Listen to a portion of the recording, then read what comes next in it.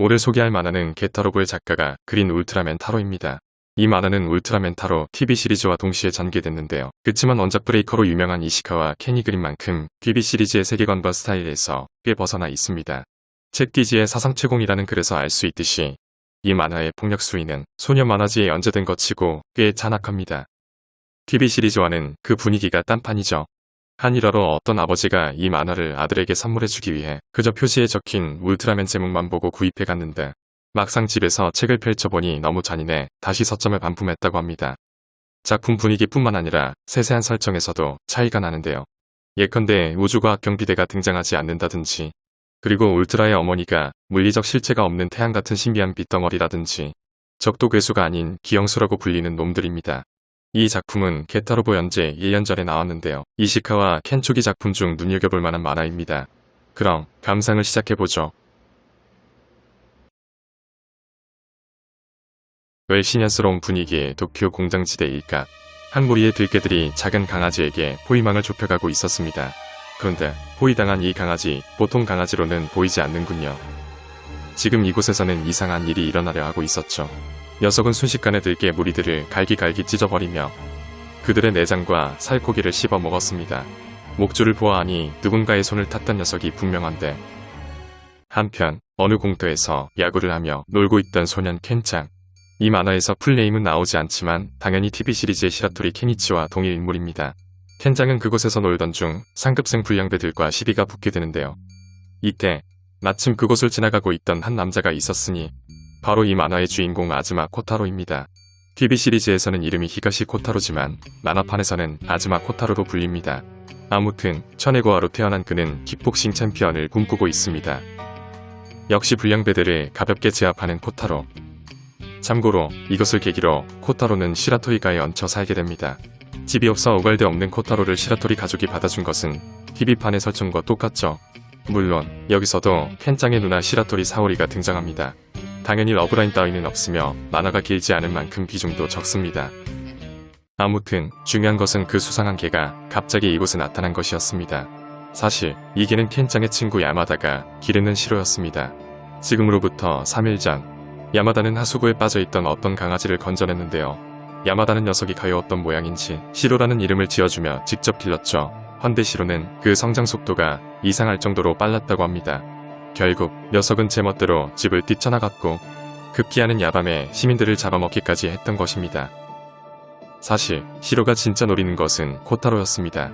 녀석은 코타로에게 텔레파시로 말을 건넸죠. 나왔구나 타로. 내 녀석을 만나는 것을 기대하고 있었다 타로. 너와 나는 머지않아 싸울 운명이다. 그때까지 목숨을 잘 간직해라. 코타로는 걔가 텔레파시를 하는 것도 모자라 자신을 타로라는 의문의 호칭으로 말을 하는 것에 크게 놀라게 됩니다. 나중에 녀석은 한술 더 떠 시라토리가 집 마당에 타로 절명이라는 비글자도 썼죠. 자기가 죽여버린 시민의 시체는 덤. 게다가 코타로 주위를 서성이는 건 시로뿐만이 아니었습니다. 정체불명의 남자 둘도 있었죠. 이제 코타로는 거부할 수 없는 운명에 휘말리려 하고 있었습니다. 코타로는 시로에게 유인당해 어느 공사장에 가게 되는데요. 시로는 그곳에 이미 함정을 설치해 놓은 상태였고 결국 코타로는 철골에 깔릴 위기에 처하게 됩니다.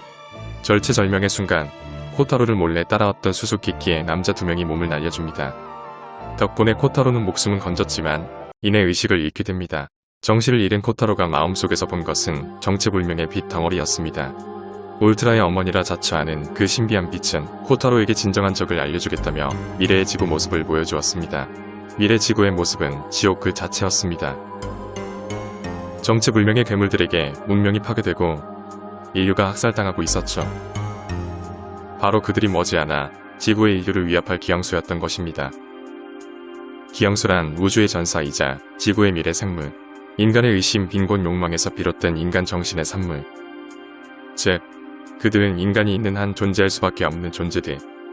彼らを壊滅させるのはあなた。太郎、あなたなのです。太郎、あなたが力を欲しくなったら呼びなさい。私は待っています。戦うのです。 이상한 존재가 자신에게 말을 거는 꿈에서 깨 간신히 의식을 되찾은 코타로. 하지만 눈앞에는 더 거대해진 시로가 으르렁거리고 있었습니다. 녀석은 이제 흡사 좀 전에 봤던 기영수와 같았죠. 녀석은 이내 꽃시내를 활보하며 말 그대로 개판을 치기 시작했습니다.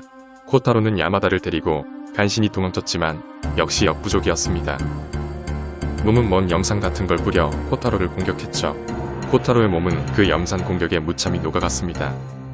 절체절명의 순간 또 다시 들려오는 울트라 어머니의 목소리. 力が欲しければ私を呼びなさい。私を呼びなさい。 죽음의 위기에 처한 코타로가 드디어 그 정체불명의 목소리에 답했습니다.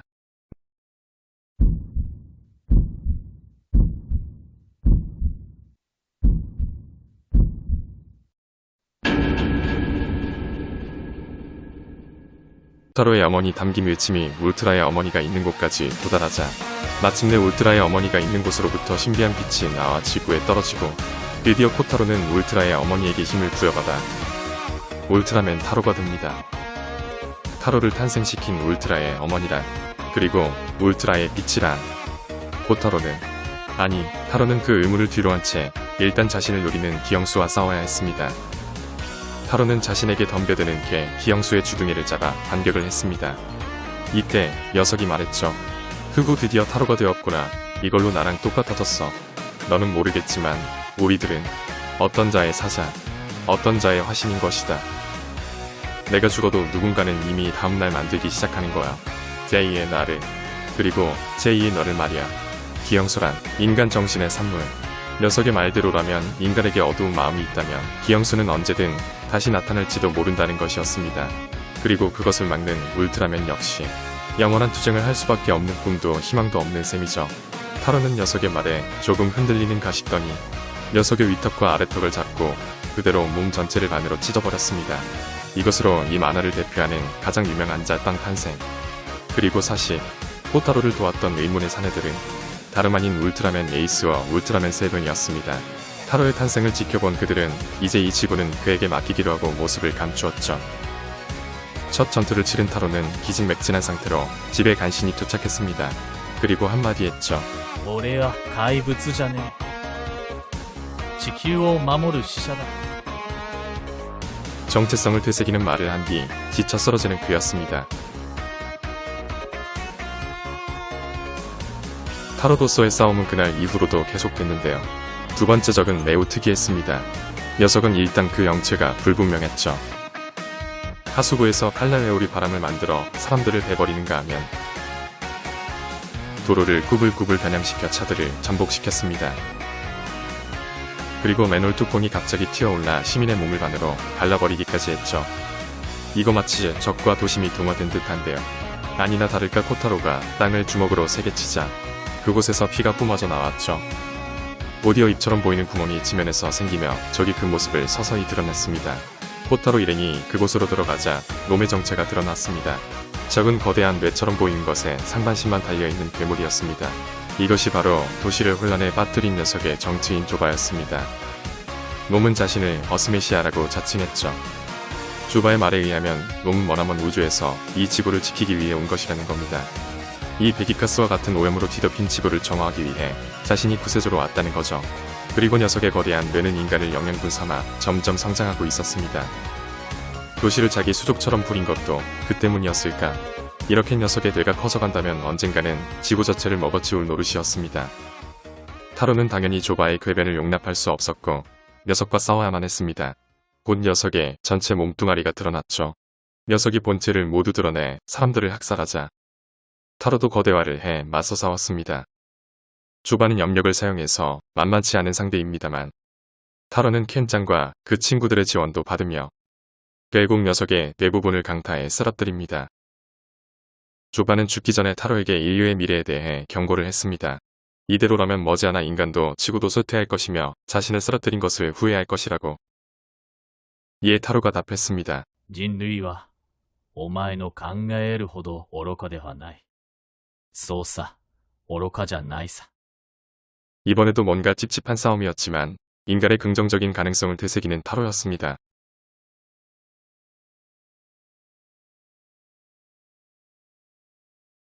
다음 에피소드는 오니가 온다입니다. 이번 에피소드의 특징은 적이 기영수가 아니라는 점입니다. 어느 한적한 사찰. 그곳의 스님은 어느 날 사찰 주변에 있는 고대 봉분에서 귀신상을 발견했습니다. 사실 그 귀신상이 발견된 봉분은 보통 봉분이 아니었습니다. 한 야심한 밤 도굴꾼들이 그 공분을 도굴하기 위해 들어갔는데요. 그곳에는 마치 외계의 것으로 보이는 구조물들이 즐비했고 정체불명의 생명체가 마치 잠들어 있는 듯이 있었습니다. 잠에서 깨어난 그는 도굴꾼을 초능력으로 죽여버렸습니다. 그가 깨어나자 귀신상은 아니, 정확히 말해 오니형의 로봇이 날뛰기 시작했습니다. 이것은 사실 본문에서 깨어난 외계인의 로봇이었던 겁니다. 어째서인지 기력이 없는 외계인을 로봇이 부축해 어딘가로 향했습니다. 그곳에는 자신들의 기지가 있었죠. 로봇은 무엇 때문인지는 몰라도 상당한 고열을 생성하며 땅을 빗어가기 시작했습니다. 그리고 코타로 일행이 왔다는 것을 알아차린 뒤 공격하기 시작했죠. 이에 코타로는 타로로 변신해서 그 로봇을 생각보다 쉽게 격파하는데 다시 원래 모습으로 돌아온 코타로는 그 정체불명의 기지 안으로 들어갔습니다. 그 안은 한눈에 봐도 고도의 문명을 가진 외계인의 시설임이 틀림없었습니다. 그 외계인은 몸을 숨긴 채 자신의 이름을 엠마라고 소개했습니다. 그리고 곧 코타로에게 총을 쐈지만 코타로는 그 공격을 바로 간파하며 외계인에게 반격을 했습니다. 헌데 외계인의 마스크가 부서지자 녀석의 진짜 얼굴이 드러났는데요. 그 얼굴은 흉측하게 괴사당한 모습이었습니다. 사실 그들은 아득히 먼 옛날에 이미 모성을 잃었고 자신들의 거주지를 찾다가 이 지구까지 온 것이었습니다. 하지만 지구의 환경은 그들의 고향과는 달랐습니다. 이곳의 병원균은 그들에게 치명적이었고 지금의 흉측한 얼굴도 그균에 침범된 것이 원인이었습니다. 이런 그들에게 남겨진 선택지는 살아남기 위해서는 이 지구를 자신들의 고향과 같은 환경으로 개조하는 것밖에 없었습니다. 조금 전 코타로 일행이 본 고열의 작업도 그 일환이었죠. 코타로는 녀석에게 모성으로 돌아가라고 타일렀지만 이미 그자의 고향은 15만 광년 앞서 없어진 뒤였습니다. 결국 둘은 싸울 수밖에 없었죠. 코타로의 일격을 받고 나가떨어지는 외계인.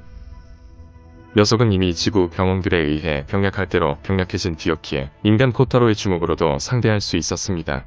バカ野郎。なんでかかってきやがるんだい。 외계인 엠마는 이것으로 이제 기나긴 방랑의 여행도 끝이며 코타로라면 날 죽여줄 거라고 생각했다고 답했습니다. 이번에도 씁쓸하기 짝이 없는 싸움을 한 코타로.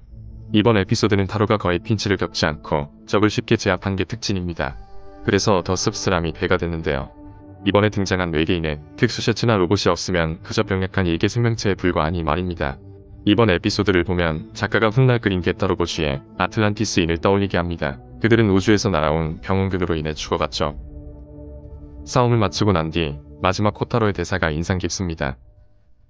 鬼なんていないさ。鬼なんて伝説だけでたくさんだよ。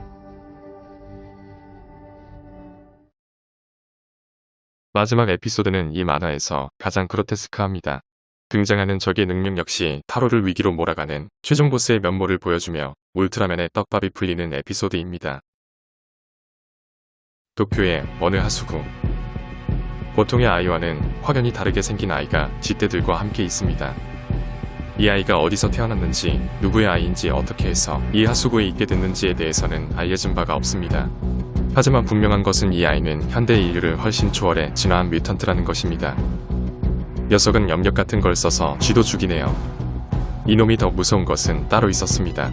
어느 날 놈은 키니치 일행 앞에 불쑥 나타냈는데요. 그 녀석은 자신의 초능력으로 키니치와 아이들을 세뇌시켜버렸습니다.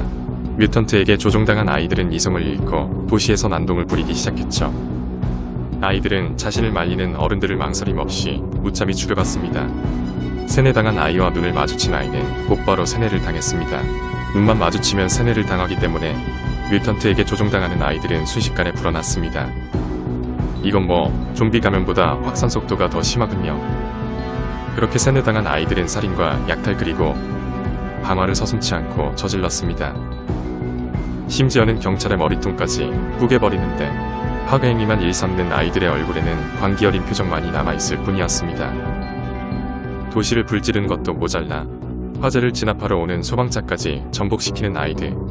이 와중에 우리의 주인공 코타로도 동네 초딩들에게 뚝배기가 깨지고 말았습니다. 아무튼 이제 도쿄는 방화와 살인이 난무하는 아포칼립스 그 자체가 됐죠. 급기야 아이들은 각지에서 방송국 주변에 모여들기 시작했습니다. 무슨 이유에서인지 셀 수도 없이 많은 아이들이 계속 그곳으로 모여들었죠. 두부의 부상을 입은 코타로도 서둘러 그곳으로 향했는데요. 방송국 주변에는 이미 저희대가 파견됐지만 아이들을 차마 진압을 못하고 있었습니다. 코타로는 그곳에서 복도로 변해 돌팔매질을 하는 키미치를 발견하는데요. 그리고 마침내 이 폭동을 주도한 존재가 있다는 것을 알게 됩니다. 그는 아이들의 무수한 돌팔매질에도 불구하고 그것의 정체를 캐내기 위해 묵묵히 걸어나갔습니다. 곧이어 코타로의 눈에 아이들을 조종하는 흑막이 뚜렷이 들어왔습니다. 자신의 존재를 파악한 코타로의 흥미를 느낀 뮤턴트는 그와 텔레파시로 대화를 나누었습니다. 이를 통해 코타로는 녀석의 목적을 알게 됐죠. 녀석의 목적은 이 어른들의 세계를 아이들의 손으로 직접 부수는 것이었습니다. 제 아무리 코타로라 한들 아이들의 세뇌를 풀 수는 없었고 그렇다고 차마 그들을 죽이지 못했습니다. 코타로는 이 난관을 도대체 어떻게 헤쳐나가야 할지 고뇌했습니다. 그렇게 무기력한 하루가 지나가는데 사실 뮤턴트가 세뇌당한 아이들을 방송국으로 모이게 한 이유는 따로 있었습니다. 증폭시킨 세뇌 전파를 방송국 안테나를 통해 전국으로 퍼지게 하려는 것입니다. 결국 세뇌 전파는 일본 열도 전체에 퍼졌고 그 전파에 세뇌당한 일본의 모든 아이들이 미친듯이 도쿄로 몰려들었습니다. 이제 세상은 걷잡을 수 없는 혼란에 빠진 것입니다. 결국 저희대는 최후의 수단으로 아이들의 돈의 진입을 저지하기 위해 탱크를 투입했습니다. 하지만 그들도 그저 위협사격만 할 뿐 차마 아이들을 죽이진 못했습니다. 반면 폭도로 변한 아이들은 거리낌 없이 병사들을 죽이고 방어선을 돌파했습니다. 제 아무리 기관총으로 무장한 병사도 아이의 얼굴을 보고 차마 방아쇠를 당기지 못했지만 아이들은 망설임 없이 무장한 병사들을 죽이는 상황이 펼쳐졌습니다. 그리고 마침내 아이들은 탱크를 강탈해 무차별 난사를 해댔습니다. 이에 코타로는 더 이상 보고만 있을 수 없다고 판단, 타로로 변신해 아이들 앞을 막아섰습니다. 그렇다 한들 타로는 아이들이 쏘는 전차 포격을 맞고만 있을 수밖에 없었죠. 전차 포격은 계속됐고 타로의 얼굴에도 포탄들이 직격했습니다. 그때 포탄에 직격당한 타로의 얼굴에 금이 가고 마는데 타로의 금이 간 얼굴에서 빛이 방출되기 시작했습니다. 이내 곧 그 빛은 사방으로 퍼졌습니다. 그 빛을 받은 뮤턴트는 괴로워하며 몸부림치는데 반면 아이들은 그 빛을 받고 다들 세뇌에서 풀리기 시작했습니다. 곧 타로의 머리 주위에 빛의 에너지가 형성되기 시작하고 울트라의 어머니의 목소리가 들려오기 시작했습니다. 그녀가 지금 타로의 힘의 상징인 이 빛의 기원에 대해 말해주기 시작했습니다. 인류가 아직 원숭이에 머물러 있던 시절 지구에 방문한 몇 명의 초인이 있었습니다. 그들은 각자 가면을 쓰고 있었는데 그들 중 한 명이 원시 인류 앞에서 가면을 벗자 얼굴에서 성스러운 빛이 뿜어져 나왔습니다. 그들은 지구인에게 다양한 문명을 가져다주고 용기와 지혜와 정의와 사랑을 주었습니다. 그렇습니다. 그 빛은 생명체를 진화시키는 빛이었습니다. 그들은 찾고 있던 것입니다. 이 지구에서 자신들과 같은 힘을 가진 자들을, 함께 전 우주의 평화를 지킬 수 있는 동포를, 언젠가 형제가 되어 우주를 지키는 것을 바랬던 것입니다. 그러나 아직 인류는 초인들의 기대에 부응하지 못하고 증오와 사심에 고뇌하며 헤매고 있었습니다. 하지만 빛나는 인류의 내일을 꿈꾸고 초인들은 인류를 지켜나가야 합니다. 그것이 바로 울트라맨이 싸워야만 하는 이유인 것입니다.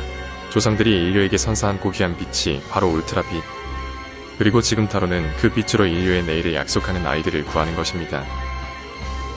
짊어진 사명을 깨우친 타로가 뮤턴트에게 치명타를 입히는데 하지만 녀석은 만만치 않습니다. 몸에서 고온을 뿜어내며 격렬하게 저항을 했죠. 그런데 곧 녀석의 몸에 한계가 일어나기 시작했습니다. 녀석의 정신은 현대 인류보다 훨씬 진화했지만 몸은 아직 아이에 불과했기에 육체의 한계를 견디지 못한 것입니다. 마지막 발악을 하는 녀석에게 최후의 일격을 가하는 타로. 그 공격을 맞고 뮤턴트는 최후를 맞이합니다. 이 뮤턴트 아이는 현대 인류에겐 너무 먼 존재. 울트라의 어머니는 그 아이의 흩어진 육신을 거두었습니다. 이어서 그녀가 타로에게 말했습니다. 太郎あなたも私のところに戻ってきなさい。激しい戦いにあなたの力は尽きています。 타로의 몸은 울트라의 어머니가 있는 곳을 향해 부여했습니다. 인류가 자신들을 진화시킨 근원인 그 빛을 바라보는 가운데 타로가 울트라의 어머니 품 안으로 돌아가며 만화는 끝이 납니다. 타로가 지키고자 했던 인류는 언젠가 그들 초인들이 바랬던 대로 빛나는 미래를 열어갈 수 있을 것인가? 인류의 적이란 그들 자신이 만들어낸 증오와 사심의 결과물. 어쩌면 인류가 나아가야 할 길은 그들 스스로와 싸워나가는 것일지도 모른다. 이 만화는 작가의 대표작인 게타로보가 나오기 1년 전에 그려진 것입니다. 이시카와 켄의 초기작이기에 화풍은 아직 나가이고의 영향이 남아있지만 그의 만화 세계의 초석을 여기서 쌓았다고 해도 과언이 아닐 만큼 훗날의 작품에서 볼 수 있는 특징들이 산재해 있습니다. 이 만화에서 기영수는 설정상 인류 욕망의 산물이기에 인류가 어두운 욕망을 떨쳐내지 못하는 한둘은 영원한 투쟁을 할 수밖에 없습니다. 그가 즐겨 묘사하는 선과 악의 영원한 싸움이 이 작품에서 나오고 있죠. 무엇보다도 이 만화는 지면을 가득 채운 바이올런스적인 묘사가 특징입니다. 그 폭력적인 연출은 뒤에 나올 게타로고에도 뒤지지 않을 정도인데요. 본작은 그런 표면적인 잔혹 묘사뿐만 아니라 서사적인 부분에서도 꽤 그로테스크한 게 특징. 특히 마지막 아이들이 폭동을 일으키는 에피소드가 그러합니다. 이 만화에서는 인류를 진화시킨 울트라의 빛이라는 독특한 설정이 나오는데요. 이미 여기서 작가의 대표작인 게타로고나 허무전기의 주요 테마인 진화의 발화를 볼 수 있습니다. 인류를 선택해 그들을 진화시키는 빛은 훗날 게타로고의 게타선을 떠올리게 합니다. 또한 인류를 진화시킨 빛을 체내에 품고 있다는 울트라맨의 설정은 게타선을 북녘으로 하는 게타로고를 떠올리게 합니다. 또한 외계에서 온 전능한 자들이 인류를 진화시키고 미래의 적과의 싸움을 대비한다는 점에서는 허무전기의 미르광을 생각나게 합니다. 울트라맨은 언젠가는 자신들과 우주를 같이 수호할 인류를 지키는 게 사명. 이렇듯 울트라맨이 싸워야 할 이유를 처음 보여준 게 이 만화입니다. 그리고 인류와 울트라맨의 유대라는 키워드는 비교적 현재 시리즈와도 통하는 구석이 있는 것 같기도. 지금까지 울트라맨 시리즈와 이시카와 켄이라는 귀재의 만남으로 탄생한 울트라맨 타로 소년선 대입한 소개 영상이었습니다. 아직 조금만 더 영상을 이어나가겠습니다. 한편 작가는 초등학교 저학년용 울트라맨 타로도 그렸는데요. 어린이들이 동심의 세계에 푹 빠지도록 호화스러운 컬러 인쇄는 덤. 이 버전의 만화는 최대한 대중성을 지향해 TV 시리즈와 비슷하게 만든 게 특징입니다.